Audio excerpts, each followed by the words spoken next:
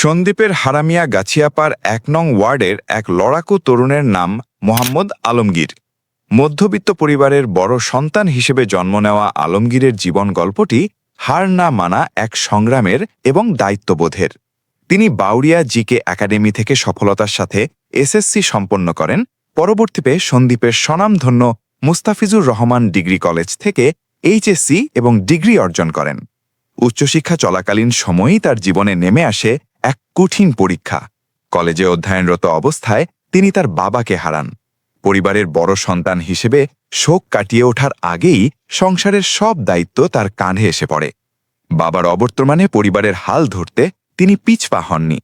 বর্তমানে তিনি জনপ্রিয় খাদ্যপণ্য উৎপাদনকারী প্রতিষ্ঠান বিডি ফুড বা বিডি ফুডে সেলস বিভাগে কর্মরত আছেন।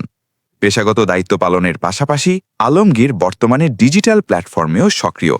সামাজিক যোগাযোগ মাধ্যম ফেসবুকে তিনি নিয়মিত কন্টেন্ট তৈরি করেন, যার মাধ্যমে তিনি তার সৃজনশীলতাকে ফুটিয়ে তুলছেন। নিজের বর্তমান অবস্থান নিয়ে কথা বলতে গিয়ে আলমগীর জানান, তার জীবনের একমাত্র লক্ষ্য হল পরিশ্রমের মাধ্যমে নিজের পরিবারকে একটি স্বাবলম্বী ও সচ্ছল অবস্থানে নিয়ে যাওয়া, পরিবারের সবার মুখে হাসি ফোটানো এবং অন্ধকার কাটিয়ে উজ্জ্বল ভবিষ্যতের দিকে এগিয়ে যাওয়াই তার মূল সংকল্প।